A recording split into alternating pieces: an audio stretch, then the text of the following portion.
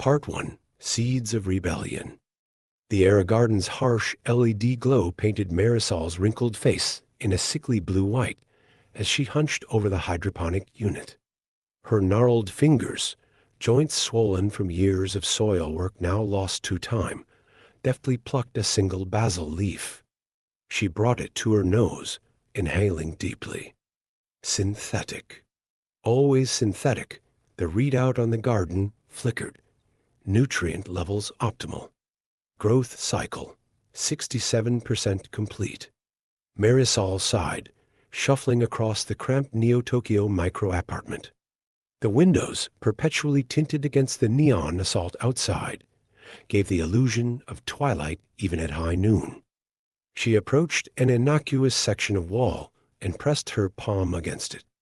A soft chime, then a panel slid open, revealing a hidden compartment. Inside, bathed in the warm glow of full-spectrum LEDs, sat rows of small terracotta pots. Real soil, real seeds, real plants.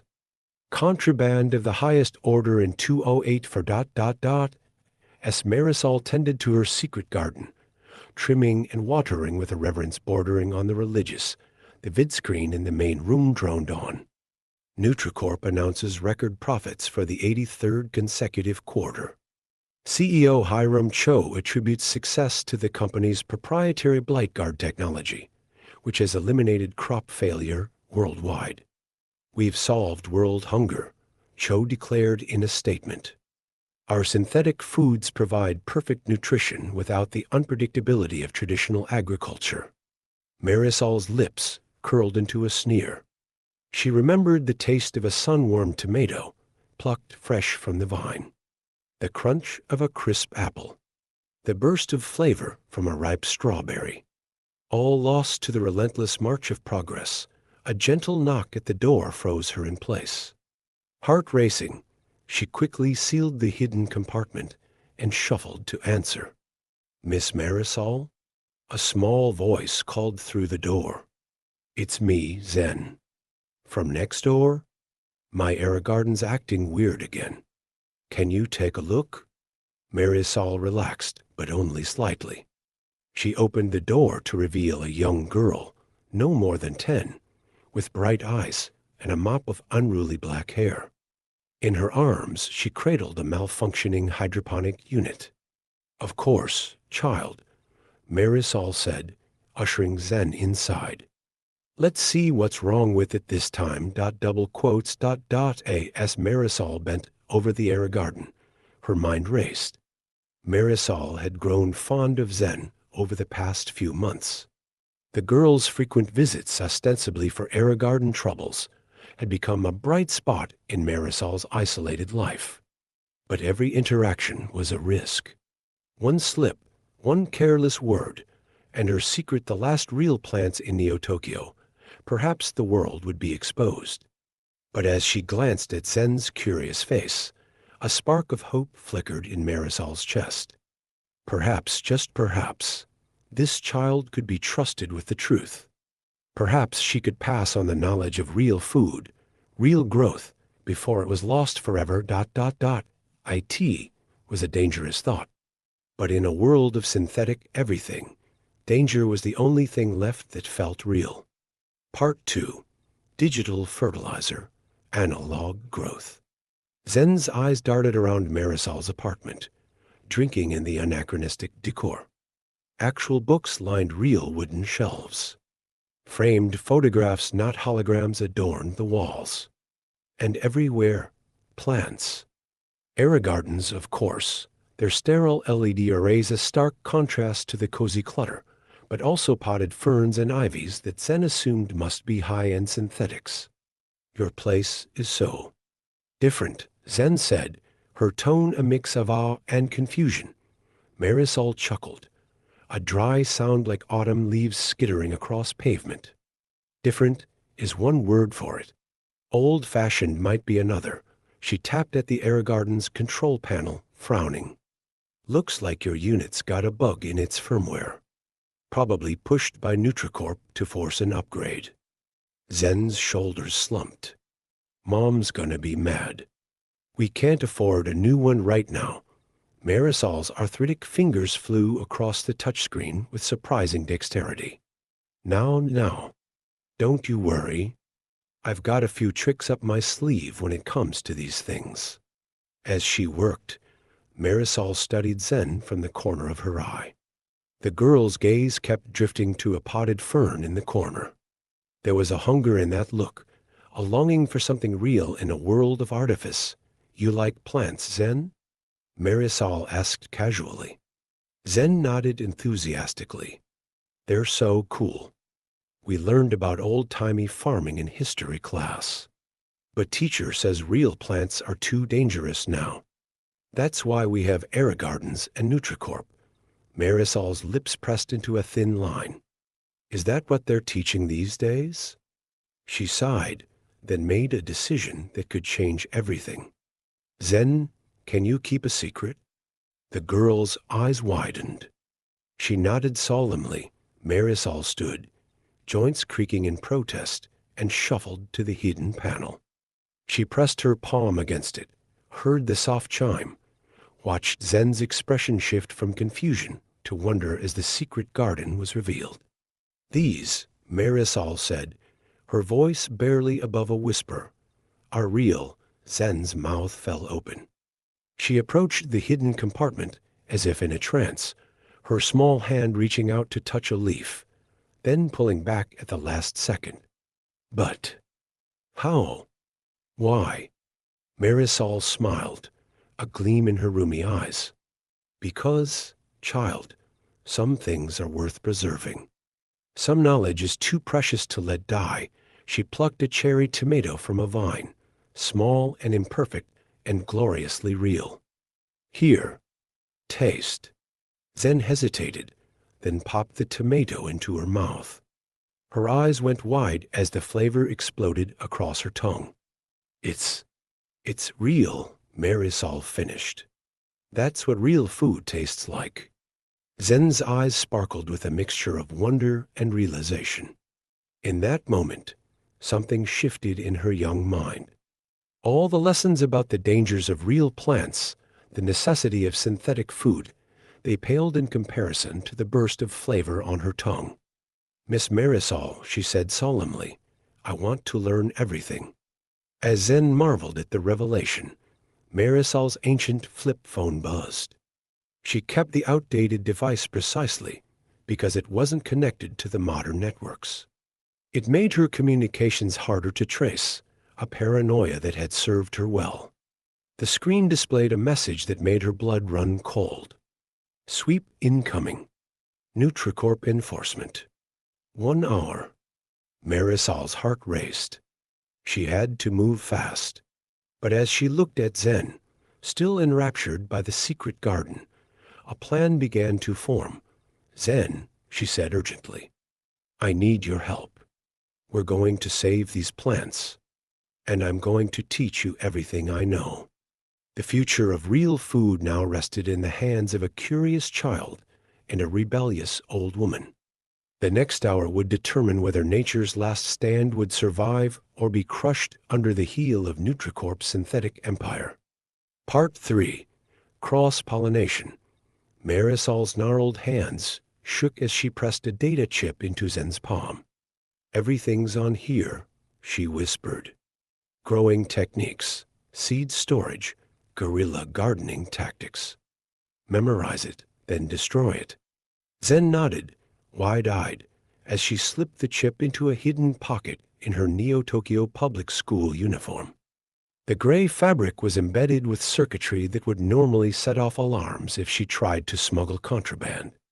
But Marisol had lined the pocket with a mesh of hair-thin superconductors, creating a Faraday cage that rendered the chip invisible to sensors. What about the plants? Zen asked, her voice barely audible over the distant whine of NutriCorp enforcement drones. Marisol's eyes darted to the window. Shapes moved in the neon-tinged haze outside. No time to move them all. But we can save the seeds. She pressed a small vial into Zen's other hand. Tomato, basil, cilantro, the building blocks of a new beginning. A pounding at the door made them both jump. Nutricorp enforcement. Open up. Marisol's face hardened. Go. Now.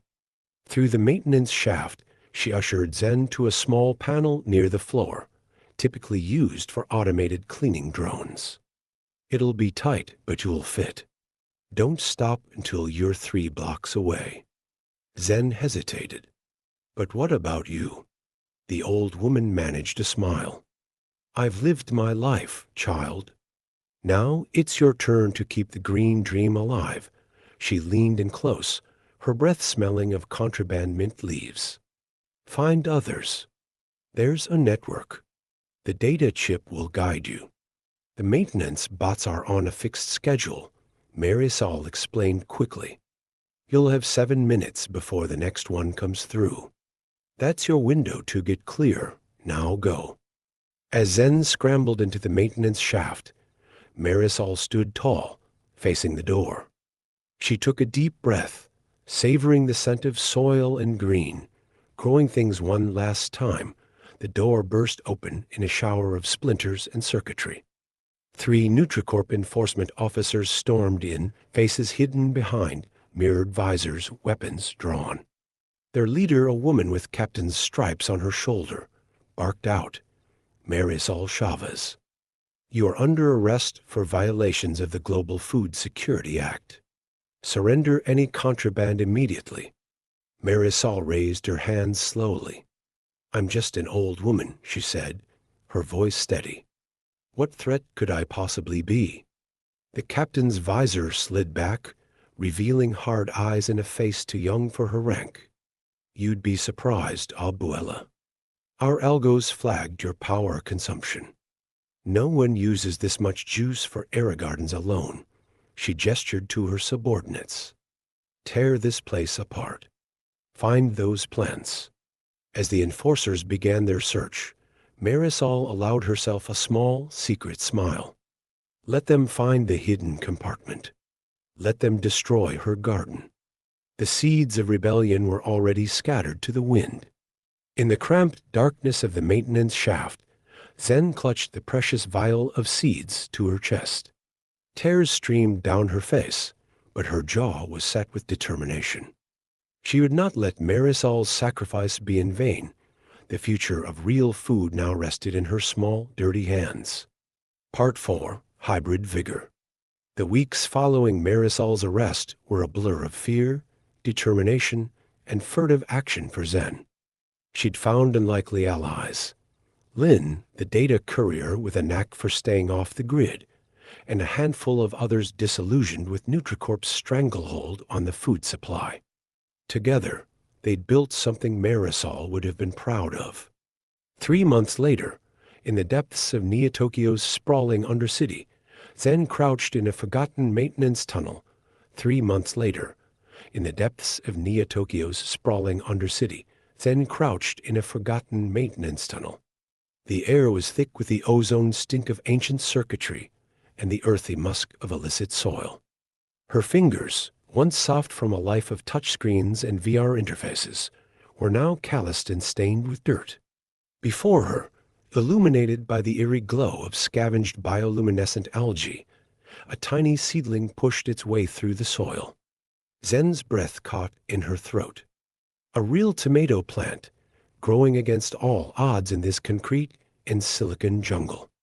Her calm implant buzzed, the sound reverberating in her skull. A text scrolled across her field of vision. Z meet at the usual spot. Brought new recruits. Time to expand the network. L. Zen grinned.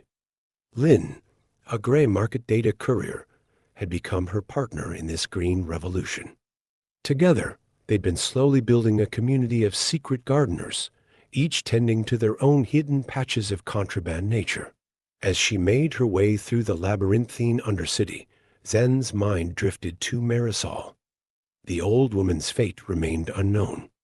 Official channels listed her as processed, a euphemism that could mean anything from imprisonment to something far worse. The usual spot was a defunct server farm, its racks now repurposed to house vertical gardens. As Zen entered, she was greeted by the sight of a dozen people, young and old, gathered around Lin. The air hummed with excitement and fear. "Our newest comrades," Lin announced, gesturing to the group. Ex-Nutricorp scientists, hydroponic engineers, even a couple of kids who've never tasted real food. "They're all in." Zen stepped forward, holding up the data chip Marisol had given her. "Welcome to the revolution," she said, her young voice carrying the weight of an old soul. "We've got a lot of work to do." As she began to share Marisol's hard-won knowledge, Zen felt a surge of hope. They were no longer just scattered seeds in the wind. They were taking root, growing stronger with each passing day, in a world of synthetic food and artificial flavors. They were cultivating something real, something dangerous, something beautiful. The last garden was no longer just a hidden treasure in an old woman's apartment. It was spreading, one clandestine planter at a time, a network of green rebellion threading its way through the cracks in Nutricorp's carefully controlled world. And somewhere, in a Nutricorp detention center, or perhaps in the free air of some distant, less regulated corner of the globe, Marisol smiled. The seeds she had planted, both literal and metaphorical, were beginning to bear fruit. The taste of revolution, it turned out, was sweet indeed.